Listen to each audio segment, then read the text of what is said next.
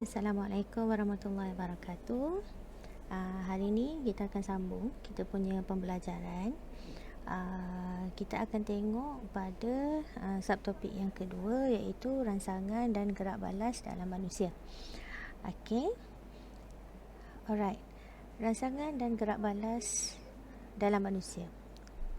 Pertama sekali, perubahan persekitaran ini dikenali sebagai rangsangan. Contoh, cahaya, bau, itu semua adalah jenis-jenis rangsangan. Contoh rangsangan cahaya, bunyi, bahan kimia. Itu adalah contoh-contoh rangsangan yang kita ada di dalam kita punya persekitaran. Manusia menggunakan organ deria untuk mengesan rangsangan.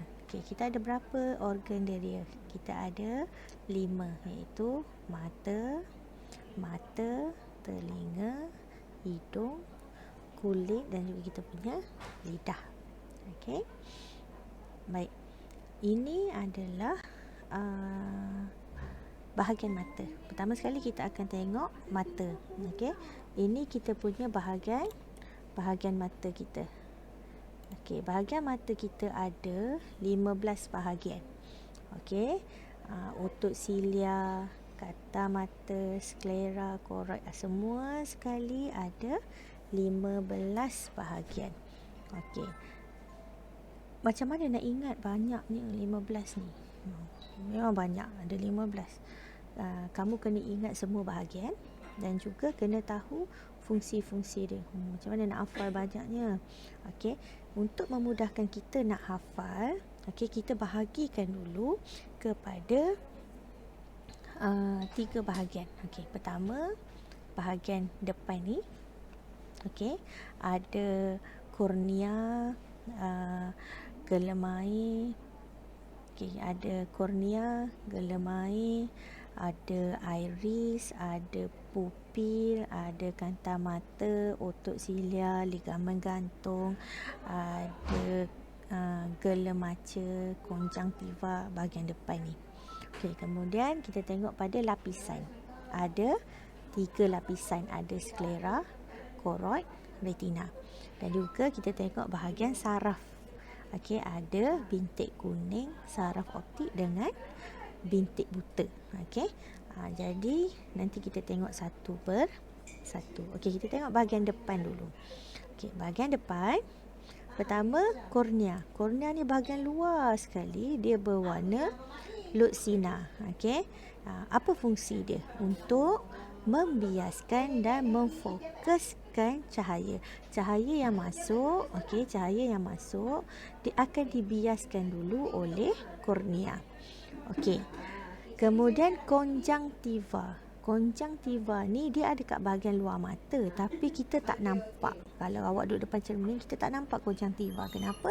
Sebab dia lutsina. Dia membran lutsina yang mengandungi bahagian yang melindungi bahagian hadapan sklera. Seterusnya gelemair. Gelemair ni di bahagian dalam. Tadi kat luar ni kornea. Dalam sikit ada gelemair. Dia tak nampak juga sebab dia lutsina. Dia mengekalkan bentuk bola mata dan memfokuskan cahaya ke dalam mata. Itu adalah gelemair kat sini. Alright. Seterusnya pupil. Bukaan di tengah iris yang mengawal kuantiti cahaya yang masuk ke dalam mata. Kalau kita tengok gambar yang tadi, kat sini adalah pupil ni, bahagian sini yang ada bukaan macam ruang kosong ni kat pintu ni. Ini adalah pupil dan dia boleh berubah. Kalau kita masuk ke kawasan yang gelap, pupil ni akan jadi membesar. Dia akan mengembang. Kenapa dia mengembang? Supaya banyak cahaya yang boleh masuk dalam mata sebab tengah gelap kan.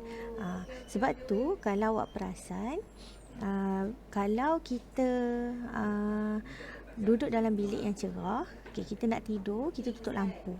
Bila kita tutup lampu, kan, mula-mula kita akan rasa macam gelap sangat bilik kita tu. Tapi bila sampai satu masa, makin lama kita akan rasa makin lama makin cerah, makin lama makin cerah. Okey, kenapa? Sebab kita punya pupi tu dia dah membesar. Jadi mana-mana cahaya yang ada sikit-sikit tu boleh masuk dalam kita punya mata. Okey.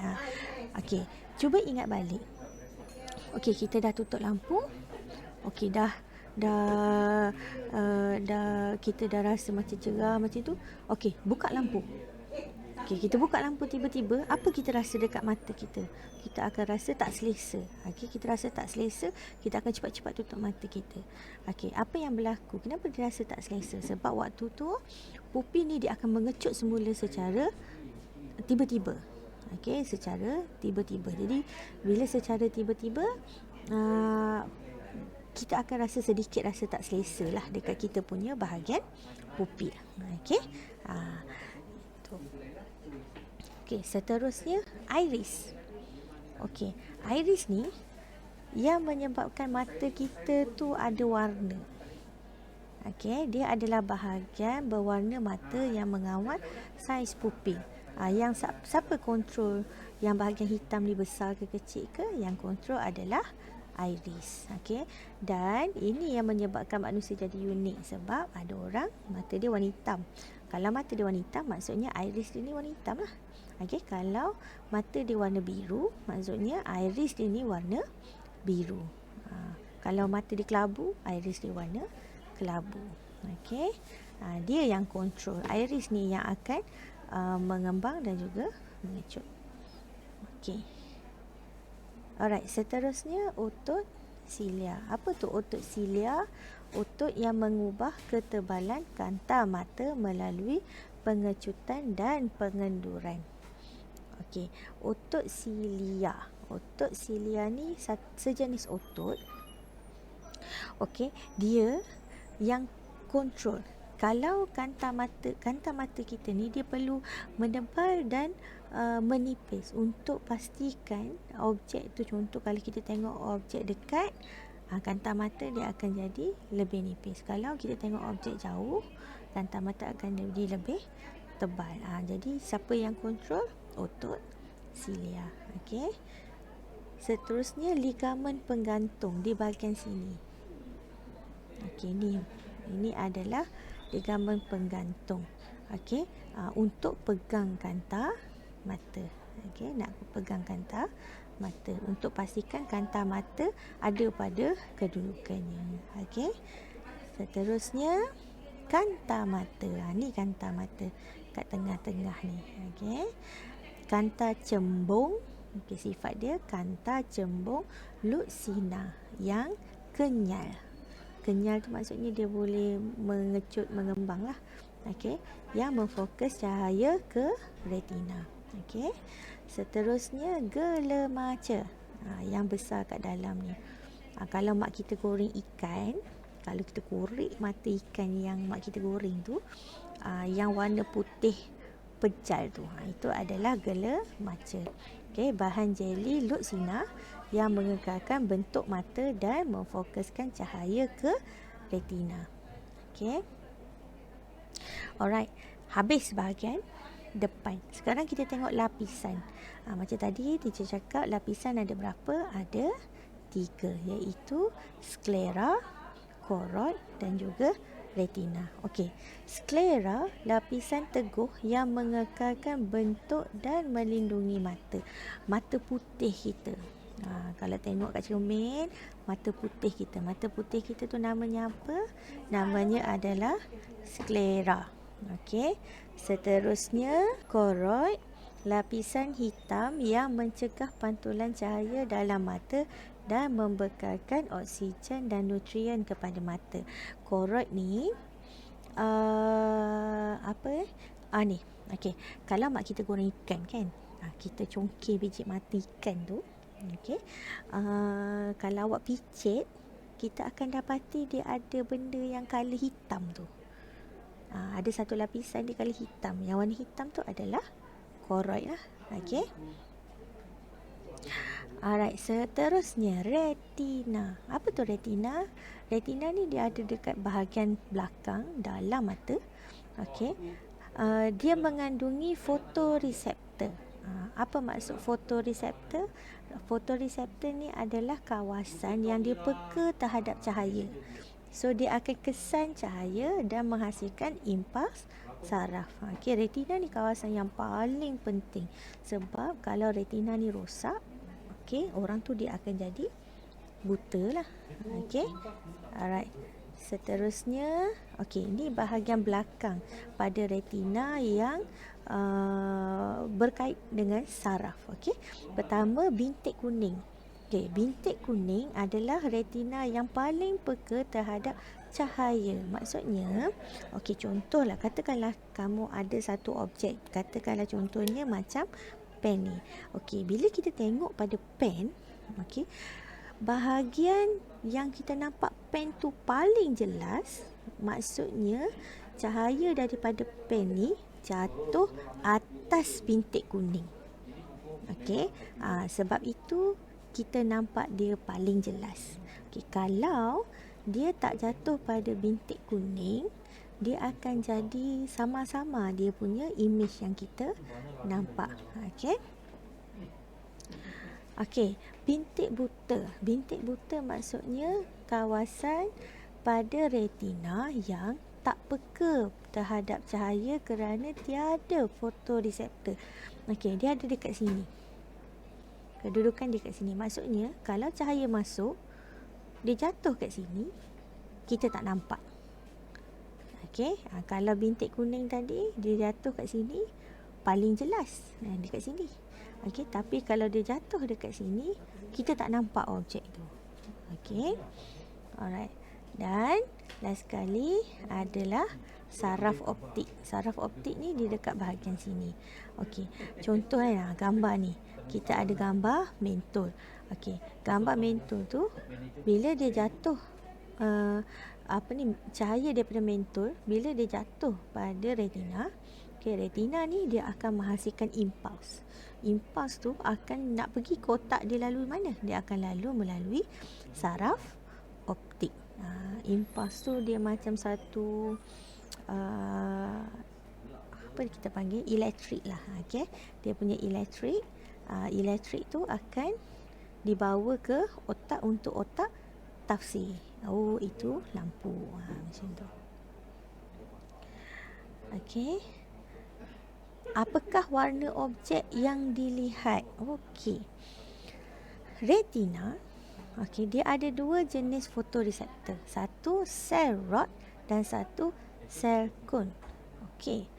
Sel rod peka kepada keamatan cahaya yang berbeza, termasuk warna cahaya yang sama tapi tidak peka kepada warna cahaya. Kalau tengok gambar kat belakang ni, ni gambar live ni. Ni memang gambar mata kita.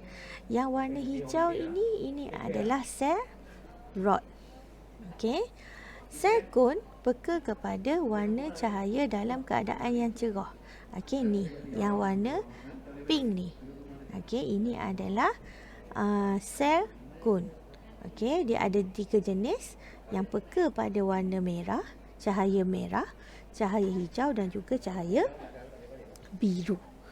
Okey. Jadi kalau orang tu dia buta warna. Tahu buta warna? Buta warna tu maksudnya orang yang dia tak dapat nak beza warna.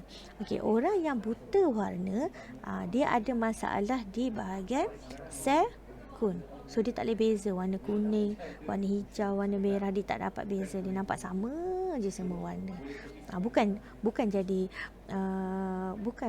jadi hitam putih macam TV hitam putih tu, tak. Okey, dia nampak tapi dia tak boleh nak beza. Warna yang dekat-dekat dia tak boleh nak beza sebab sel kon ni dia kurang peka. Okey, so bersyukurlah kita sebab kita boleh tengok cantiknya warna pink, cantiknya warna biru. Okey, sebab kita ada sel kon yang peka. Okey. Alright. So, macam mana mekanisme mekanisme mata kita tu. Okey, macam mana mata kita berfungsi? Okey. Pertama, cahaya daripada objek.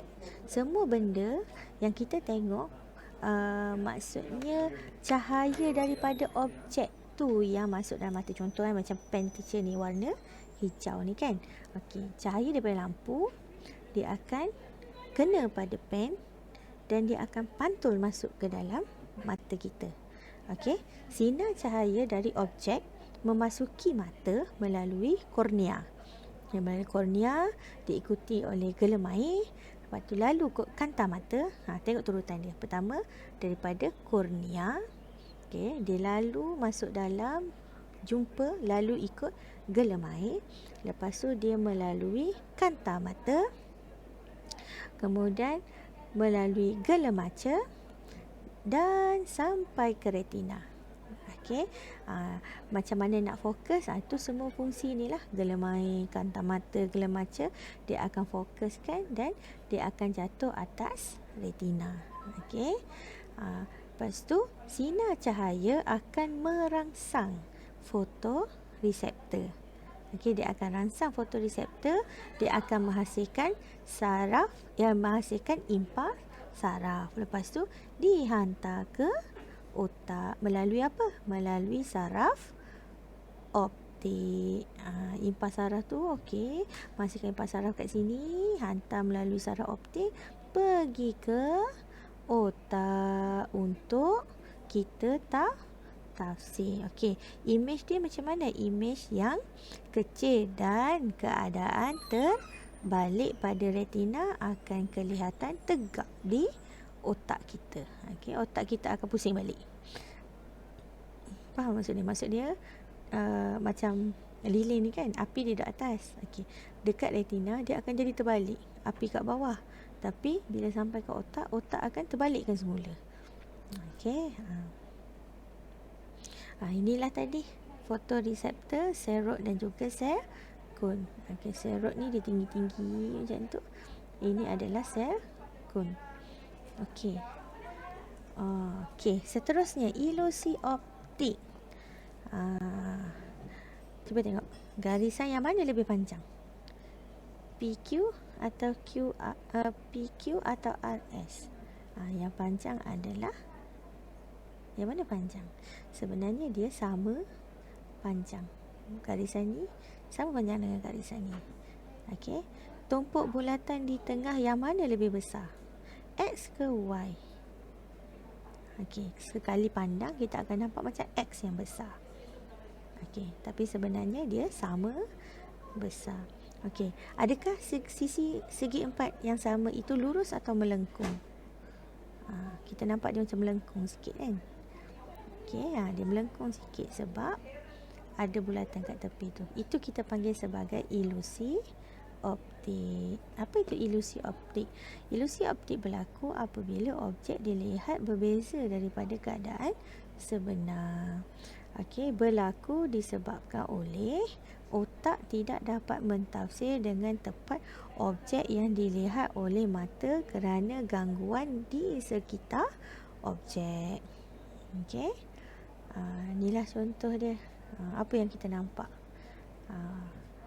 Ada orang nampak muka orang. Okey. Ada orang nampak kuda. Ini burung. Macam ni.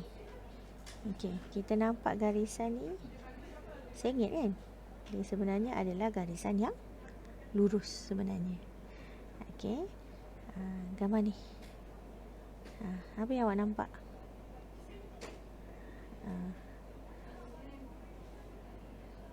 Ni sebenarnya kapal yang bersusun. Dia tweak sikit, kita nampak dia macam satu bangunan. Macam ni. Apa awak nampak? Boleh jadi gambar orang, tapi ni pun ada gambar orang. Sebenarnya dia berbeza pada otak kita. Otak kita jadi keliru. Okey. Okey. Titik buta. Okey, titik buta ni, okey. Ini macam kalau awak tengok dekat kita punya apa kita panggil dekat kita punya buku teks, okey. Kalau awak rapatkan mata, makin rapat dengan tanda tambah ni, okey, lama-lama awak tak nampak tambah ni sebab dia jatuh pada titik buta. Sama juga dengan yang ni. Okey, kalau awak rapatkan mata kamu ke kawasan yang kuning ni, nanti awak tak nampak ni kuning ni sebab dia jatuh pada titik buta. Okey. Baik. Mata kita dia ada had penglihatan dia. Okey. Kita tak boleh nak tengok objek yang terlalu kecil dan kita tak boleh tengok objek yang terlalu jauh. Okey. So, macam mana kita nak tengok benda-benda yang terlalu kecil ni? Okey, saintis dia dah reka, okey, untuk tengok objek yang sangat kecil. Okey, contoh mikroskop. Ni nak tengok bakteria kan, COVID-19 ni kan. Nak tengok melalui apa? Kita tengok melalui mikroskop imbasan elektron. So kita dapatlah gambar macam ni. Okey. Alright, ni untuk mengatasi had deria penglihatan mikroskop. Jadi kalau kita tengok ni adalah sel bawang ni. Kalau kita tengok bawang, ada kita nampak sel ni, kita tak nampak kan. Jadi untuk nak bagi kita nampak, kita guna mikroskop cahaya. Okey. Ni untuk mengatasi deria penglihatan. Allah, sorry lah tak nampak ni. Untuk mengatasi had deria penglihatan, kita guna binocular. Okey, kita duduk jauh. Ni siapa ni main game ni biasa kan. Pada senapang pun ada. Okey, nak tembak jauh kan. Nak tengok orang tu kedudukan dia kan, dia ada macam teropong yang kecil tu. So ini gunanya untuk kita tengok objek yang sangat jauh. Okey, nak tengok tulang, accident, nampak kaki terkulai, so kita nak tahu patah dia kat mana. Kalau nak tengok macam tu tak nampak kan, jadi kita guna mesin sinar X. Kita boleh nampak tulang-tulang segala kat dalam. Okey. Untuk mengatasi had penglihatan lagi, mesin ultrabunyi. Contoh nak tengok baby kat dalam, sihat tak sihat, cukup sifat ke tak cukup sifat, so kita guna ultrasound punya mesin. Tapi jangan fikir ultrasound punya mesin ni hanya untuk tengok baby dia boleh tengok benda lain juga. Nak check kita rasa asyik sakit tekak, kita boleh guna mesin ultrabunyi untuk scan, tengok benda yang tak kena, ada bonjol ke, ada luka ke, kita boleh guna mesin ultrabunyi. Okey, sampai situ dulu. Kita tengok sampai had penglihatan. Okey, kita akan sambung lagi nanti. Untuk kelas yang akan datang tu, kita tengok pula kecacatan yang ada pada mata. Okey, itu saja. Terima kasih sebab beri perhatian pada hari ini. Stay safe. Bye.